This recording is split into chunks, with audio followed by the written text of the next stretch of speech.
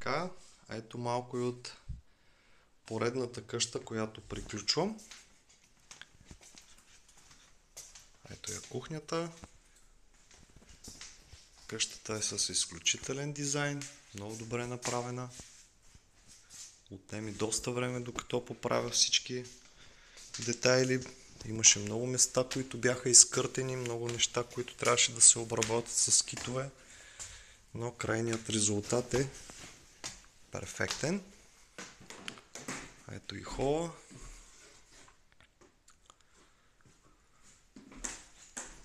Тук имаме малък офис. Тук имаше доста поражения по дървенията. Таванчетата се изпънаха. И последната молба на моите клиенти е една баня с микроцимент, която трябва да реставрирам.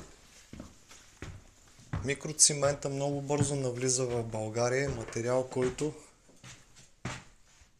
Ето и нагоре. Имаме още 2 етажа нагоре. Къщата е много голяма.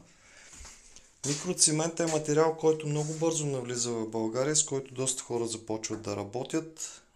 Аз лично го харесвам, но не бих си направил банята с микроцимент или особено местата покрай душове и мокрите помещения. Какво имам предвид? Ето, показвам ви. Всички ъгли, където водата лежи, където е пръскала, са вече изронени. Тук съм започнал да китовам и да подготвям всички детайли. Банята е правена преди година и половина и вече е тотално напукана навсякъде. Това беше много зле. Вече е китовано 3 пъти. Чакам го да изсъхне и да започна да китовам четвърти път.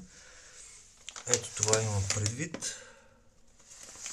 Там, където е лежала водата, всичко е надуто и изронено. Всички тези ръбове трябва да ги изрежа и да ги китовам. За целта използвам SDM Coating двукомпонентен кит, който е жълтия на цвят. И за да направя същия цвят като микроцимента, който е изключително скъп и който не се предлага в такива малки разфасовки, които ми трябват тук, се наложи да го миксирам с JetSem Waterproof цимент, който е бързо съхнещ цимент за поправка на басейни. Изцяло водоустойчив цимент. Много трудно се бърка с вода. Хората, които работят с такива цименти, знаят какво имам предвид. Съвпадението на цвета ще бъде горе-долу на 95%. Не мога да го направя същия като микроцимента, но се надявам след минаването на няколко слоя и внимателното пришкурване, докато стане гладка като микроцимента, да добие същия този цвят. За хората, които искат да си направят баните с микроцимент, наистина стои много добре, но си го направете само на стените, на които няма да пръска вода.